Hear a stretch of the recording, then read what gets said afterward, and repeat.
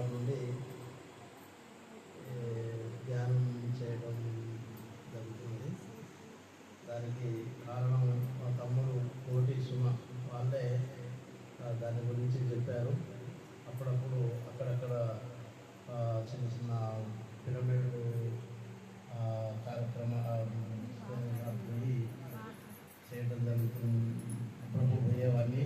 ఎక్కువగా వాళ్ళు ఇచ్చినటువంటి ఇది యూట్యూబ్లో ఇట్లా ఉంటుంది అని చెప్పని చెప్తే యూట్యూబ్ చూసి ధ్యానం చేసేవాడిని. అయితే స్టార్టింగ్లో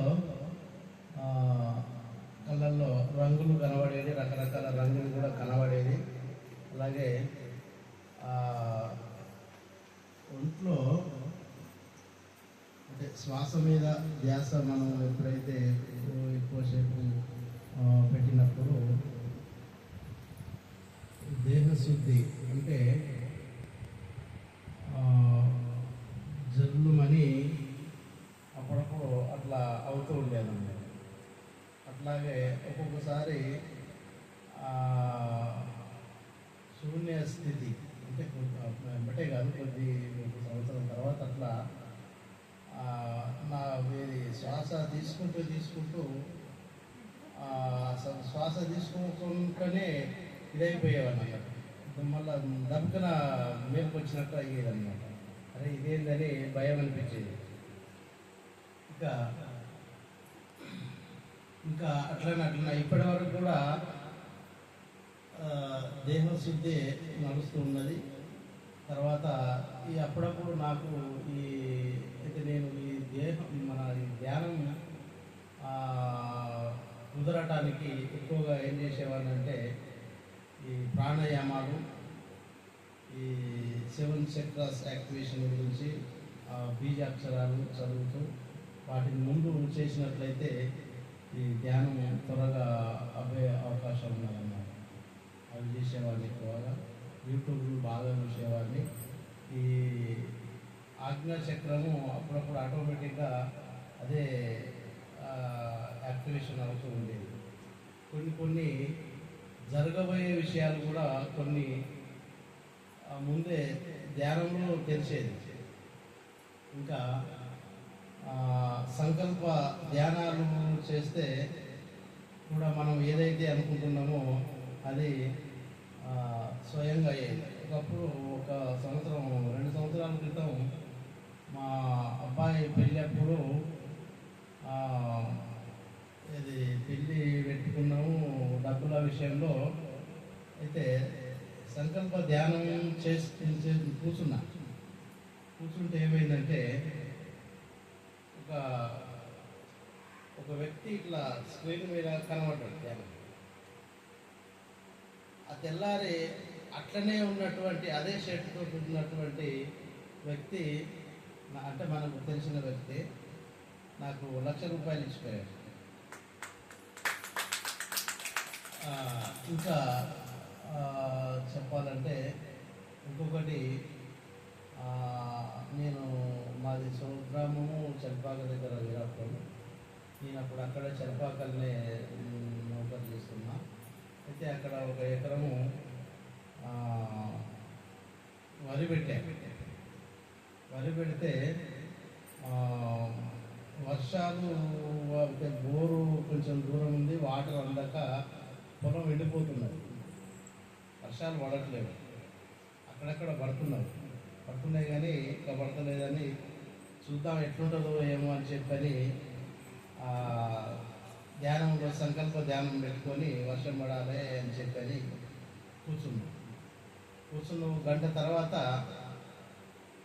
2 గంటలు కూర్చున్నా. గంట తర్వాతనే నాకు పొలం కనబడ్డది. ఆ పొలంలో ఒక 3 నీళ్లు కనబడ్డాయి. ఆ మొక్కలు, వరి మొక్కలు, నీళ్లు, వాటర్ కనబడ్డాయి. అయిందా, నిజమేనా ఇది అని చెప్పని తెల్లారినాక ఫోన్ చేసి అడిగితే రాత్రి ఫుల్ వర్షం పడదని చెప్పేసి, అమ్మ ఇట్లా కూడా ఉంటుందా అని చెప్పి అనుకున్నాను. అయితే ధ్యానం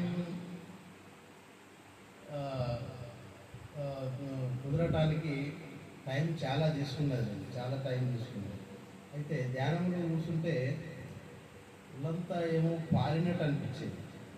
వాస్తవానికి మనం అక్కడ ఇదేదో ఈ దోమ ఏమో పారుతున్నది, పురుగు పారుతున్నది అని చెప్పని ఇట్లా అంటే అక్కడ పురుగు తిరిగేవి. అది తర్వాత నేను యూట్యూబ్లో తెలుసుకున్నా.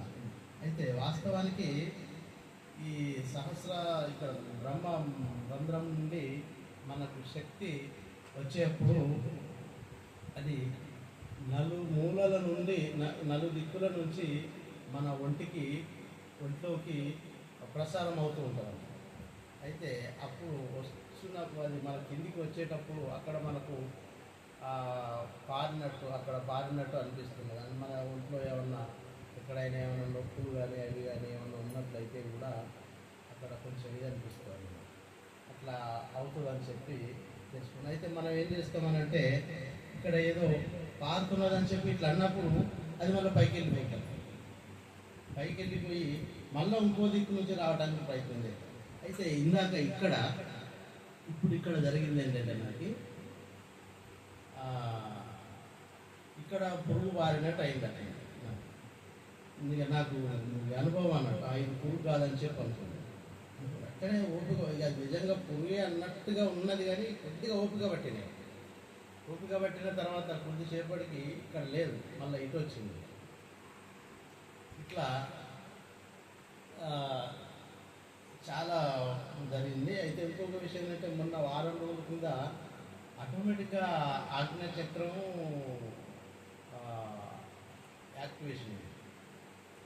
యాక్టివేషన్ అయ్యి, అయితే కొంచెం వాస్తవానికి ఇప్పటికి కూడా ఫైనాన్షియల్ ప్రాబ్లం ఉంది. అయితే సంకల్పం పెట్టుకుంటే మా ఆవిడనే నాకు 1,00,000 రూపాయలు తెచ్చి ఇవ్వబోతే నాకు వద్దని చెప్పేసిన. మరి ఎందుకు వద్దన్నానో నాకు తెలియదు, వద్దని చెప్పేసింది. అట్లనే మొన్న ఒకరోజు ఏమైందనంటే అది ఎప్పుడు రాలేదు,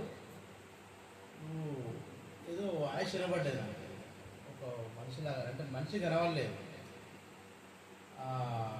అది నేర్చుకున్నావా అని చెప్పి నేను కాన్ఫిడెంట్గా నేర్చుకోలేదని చెప్పి అనేసి అన్నాక అదేంటి నేర్చుకున్నావా అని అడిగి నేను నేర్చుకోలేదు, నేను నిజంగా నేర్చుకోలేదు అని చెప్పేసిన అనేది నాకు గుర్తులేదు.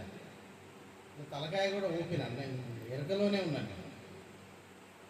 ఈ రకంగా ఇంకా చాలా వచ్చినాయి. కానీ ఒక్కొక్కసారి ఏదన్నా టెన్షన్ అది ఇది కొంచెం ఉన్నప్పుడు మాత్రం చాలా కష్టం. ఒక రకంగా అయితే అట్లాంటప్పుడు చాలా టైం తీసుకుంటుంది. గంట ఎటు తిరిగి గంట తర్వాత అప్పుడు ఇదవుతుంది. అయితే స్టార్టింగ్లో మనకు ధ్యానం అబ్బాయి తొందరగా తెలిసిపోతుంది.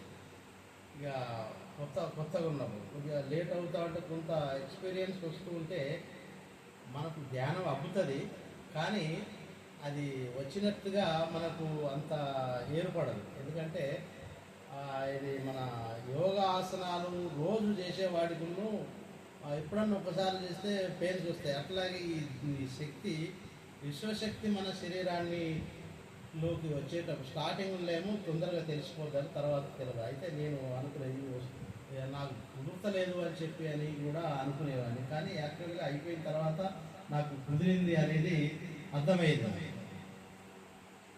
ఇక మొన్న ఇది అది నేర్చుకున్నావా అని చెప్పి ముచ్చట మా తమ్ముడు పూర్తి గారితో అంటే